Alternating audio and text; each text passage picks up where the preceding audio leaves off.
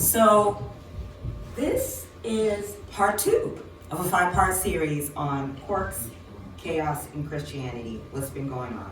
I gave this a year ago, but I, of course, dusted it off, tweaked it a little bit, simplified areas last time where eyeballs were rolling in the back of the head. We just didn't get it. So just trying to tweak it up a little bit. So, hey, what's been going on? So just a reminder, this is from the book by John Polkinghorne, who was a theoretical physicist, you guys remember, who turned Anglican priest, and he started to do this study on quarks, which is by particle physicists a way to figure out how the universe is made and how it works. So by way of background and recall, you recall that last time we looked at what is going on here with this whole quarks case, chaos, and Christianity thing. Why can we do science? We concluded that there is a creator, you recall. We also went ahead and we said, well, is anybody there? We discussed the 2 questions about the whole show, you recall, that rises out of science, but which science itself cannot answer. There were 2 questions that came up. One was, why can we do science at all? And why can we comprehend and appreciate the beauty of the world? And the second question was, well, why is the universe so special? Why do we live in a universe whose laws are incredibly fine-tuned to produce life? And then we kind of answered those questions, you remember. And the reason is because, why can we do science at all? It's because humanity is made in the image of God, right? This is why we can comprehend and appreciate the rational beauty of creation. This is why we can do science. Because God gave us a mind, and we can do so. And then, well, why is the universe so special, we recall? And we looked at the 2 answers there, that there could be a vast number of universes, and the others are sterile and lifeless, but the one we live on is by sheer chance somehow allows for life. We believe it's God, but hey, scientists don't always believe in God.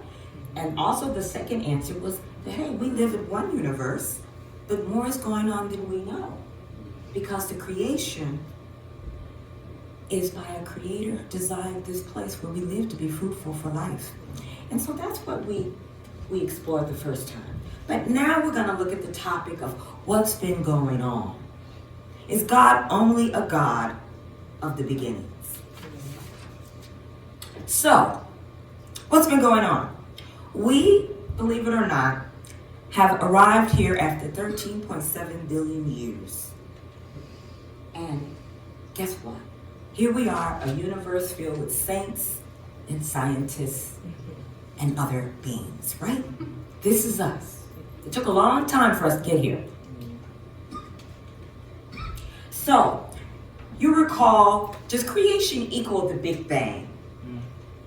So, you recall, we've read it many times in Genesis 1 and 2 that things began. But Genesis 1, 2 are not a guaranteed scientific textbook. They are a theological writing, and their main purpose is to assert that all that exists does so because of the will of God. God said, let there be. Nonetheless, when science found the universe had a beginning with the Big Bang, many people of faith were quick to assert the Genesis account had been vindicated.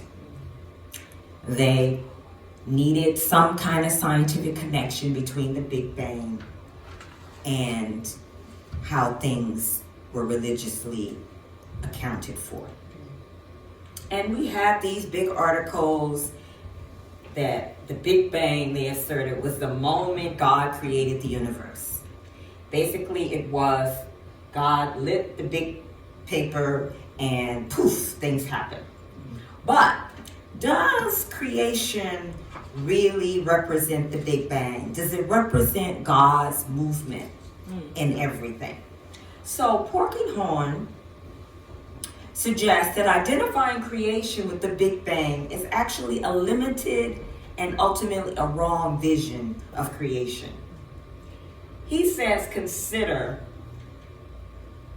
a couple of things. One, let's consider St. Augustine, who was a Latin-speaking philosopher and theologian, who lived in the Roman Africa province. His writings were very influential in the development of the Western Christianity, which we are a part of. St. Augustine said, the universe was made with time, but not in time. Then came along Albert Einstein. In physics, he developed this special relativity, which is a fundamental theory about space and time, which was developed by him in 1905. Einstein, in his theory of special relativity, proved St. Augustine right by showing that time is in a dimension intertwined with the three dimensions of space. That the universe is best imagined as this single fabric of space-time. So, the continuous creation.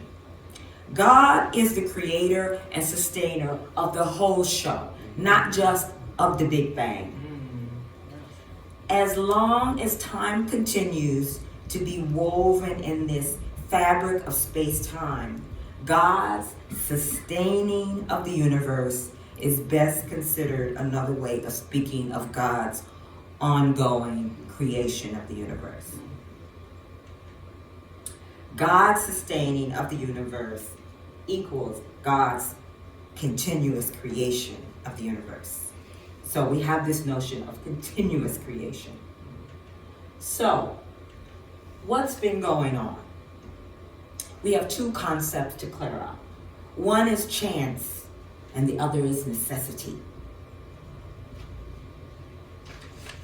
which will be defined. The universe has evolved from an unimaginable hot plasma of quarks and gluons to a universe of galaxies, stars, planets, saints, and scientists. A quark, quickly summarized, is an elementary particle and a fundamental constituent of matter. Matter. We are all matter. Gluons are an elementary expression of a quark's interaction and its indirect interaction with the bindings of protons and neutrons in atomic nuclei through strong force. Gravity is a type of strong force. That's as far as I'm going to go, folks. Don't get afraid. Just leave it there. Just remember a little bit of your chemistry. We got atoms and whatnot. Now we go inside the atoms and we go inside the electrons. Just keep going inside. But that's what. That's all I'm going to say about that. Brandeis folks are like, this is fine.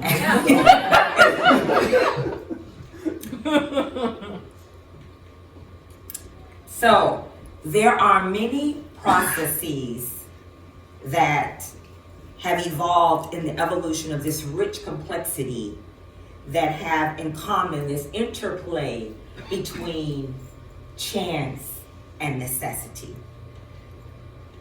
So let's talk about chance. Let's define it a little bit. You think of chance, right? When I said the word chance, you probably already thought you knew what it meant. The way things just happen to be, that they are this way rather than that way. And then when you think of necessity, you think of regularity, something that really has to happen. And think of it this way, the law of regularity that governs how things develop. Now, so what is this tie? Why am I bringing this up? So let's keep going with the example of the biological evolution. So many of us who've had chemistry at another level, when they finally discovered DNA, etc., we know that through genetic mutations, we get through chance. They just happen, right? They just occur from time to time. And through such chance, mutations, new forms of life arise that are sifted and preserved by the lawful necessity of what's called the natural selection. So we get this thing that happens by chance, and it needs to exist because, for example, in a DNA molecule, we're all made up of DNA molecules. But here we are. We're performing, doing things, minds that think, etc. So, what is the requirement of a fertile world like the one we live in? So, chance is the engine of novelty, interesting things. Necessity, though, is the preserver of fruitfulness. Out of chance, out of novelty, you can get something very fruitful.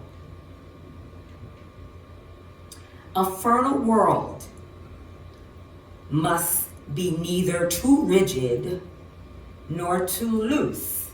It needs both chance and necessity. So think about this fertile world we live on. We stand on solid ground. We move through space and air. We can think. We can stop. We can go. But it's not too rigid. We are allowed to move about. And it's not too loose so that we just fall apart. So, how did this tie to chance versus divine purpose? So, Polkinghorne says, when God came to create the world, the Creator faced a dilemma. What's this dilemma?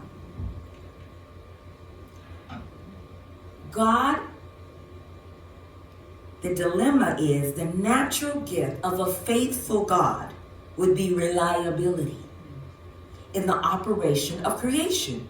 The sun comes up in the morning. It looks like it goes down at night. We have oxygen to breathe. There's reliability.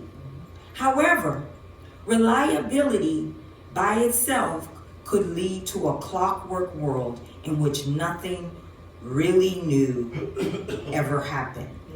That leads to rigidity. The second is God is also loving. The natural gift of the loving God would be an independence granted to creation. We have yellow butterflies. We have blue butterflies. We have green butterflies. That's independence somehow.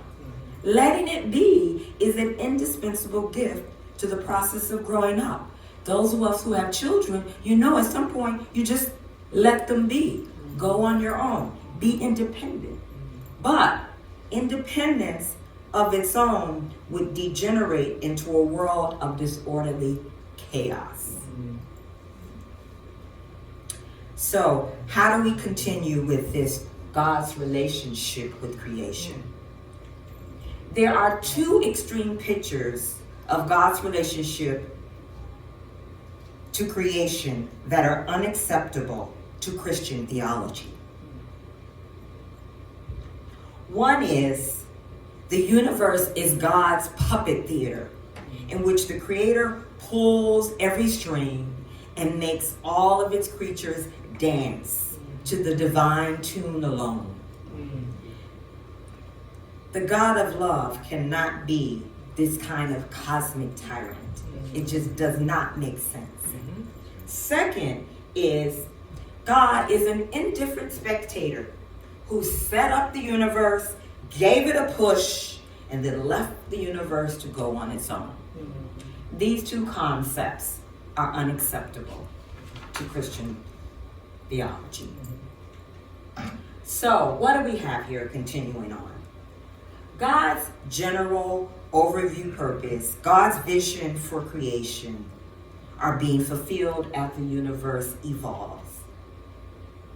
But God has given the universe a range of options that it is free to choose from to actualize through these contingencies of chance through history, this novelty, this interesting world we live in. If you're bored by the world, you might not be seeing the world in all of its variations. The picture of the world endowed with this fruitfulness, guided by its creator, but allowed an ability to realize its fruitfulness in its own particular ways is what's happening. So you might be thinking, okay, I see this, but there's a problem. There's evil and suffering in this world. So you might be saying, hey, a universe given the freedom to make itself through processes involving an interplay between chance and necessity. Seems like it would have some rough edges. The results of chance would lead to deterioration, as well as this fruitful novelty. This is doing crazy things. We'll just see where it's going. Okay. But we would ask, what does a world with cancer or the Haitian earthquake victims really look like? Does this really look like the creation of a loving God?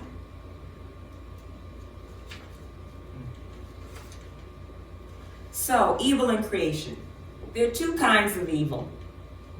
One is moral evil, the chosen cruelties and neglects committed by human beings. You know, we can do some ugly things. We can hurt each other. We can kill each other. We can do some horrible things. We generally explain this evil with what's called the free will defense. The possibility of moral evil is the price that must be paid for the greater good of human freedom. We all know that God doesn't want us to love him because he told us to, Right. in a puppet way. God wants us to be free to love him, right? Free, not you must love me. That's not how it happens. So that's the free will defense. Also, there's physical evil. Diseases and disasters are our common lot. The principal responsibility, though we think for physical evil, doesn't seem like that's ours. I mean, we're here in this physical world. So we might say, hey, bluntly, surely the responsibility of physical evil rests with God, who created the world as it is. But what can we say in the Creator's defense here?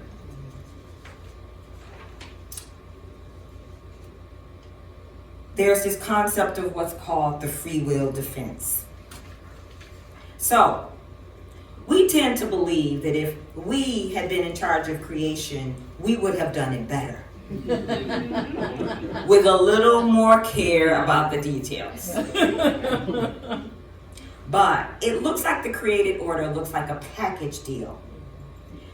For example, the same biological processes that enable cells to mutate, making evolution possible, are those same cells that enable cancerous things to develop, tumors, etc. The same things that mutate and create the beauty and the variety in the world also creates cancers and tumors. You can't have the one without the other. It's a package deal. Also, God might have created a magical world in which there was a divine intervention every time a cell looked like it was going to become malignant or our hands got too near the fire. But such a magical world would not have been the home of morally responsible beings such as us. In such a world, there will be no consequences for our deeds. A world in which God perpetually intervened in a magical way also would not be a creation that was allowed to freely be itself, to yield us to freely love God. This is the free will defense, the free process defense, the process to freely to come about, and our free will. So, this mystery, there may be, you might think, some worth to allowing human beings freedom, but why do we need a tectonic plate to be free, to cause earthquakes? What's the purpose in that? Polkinghorne says, only a universe in which the free process defense, that you can have free process applied, could be expected to give rise to human beings such as us, to whom the free will defense applies. It's a package deal. Moral and physical evil are both the cost of a universe, permitted by its creator to be other than God, permitted to make itself and evolve fruitfully. Free process is needed for free will. Now, the mystery of suffering. So, when a young mother develops a terminal cancer, she's got 3 or 4 kids, she develops terminal cancer, you know she's going to die. It is certainly not to be seen as some horrible form of divine punishment or a consequence of divine indifference. But the tragedy and the suffering it causes is not alleviated by noting that the possibility of cancer is the price to be paid for the evolution of new life. That mutation that we know creates beauty in the world is also the mutation that caused cancer to develop.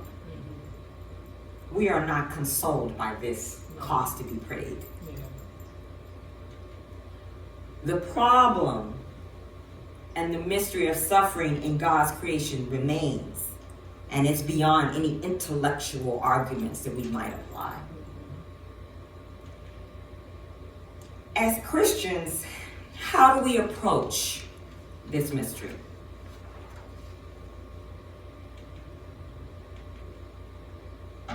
The cross.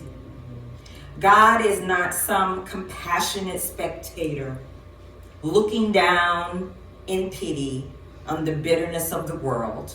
God has been a fellow participant in the world's suffering. We see God accepting suffering and embracing the bitterness in the world. God is not alone in our misery, but alongside us in its darkness.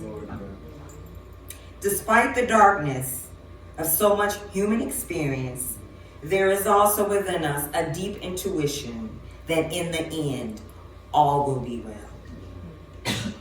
There is the benevolent will and purpose of God's, of a steadfast love that God has for us. So, in summary, what's been going on? A universe in space and time, 13.7 billion years ago, God began to create and sustain the universe of space and time. A universe other than God. It is developing, evolving universe given by a faithful and loving God, the twin gifts of reliability and independence, so it could be other than God, so it could make itself be fruitful. An evolving, fruitful universe. Again, 13.7 billion years ago, it has evolved from this unimaginable hot plasma of quarks and gluons to a world of galaxies, stars, planets, saints, and scientists. A universe making itself through the processes involving the interplay of chance and necessity, with a range of potentialities by its creator, with the providential interactions of its creator through history.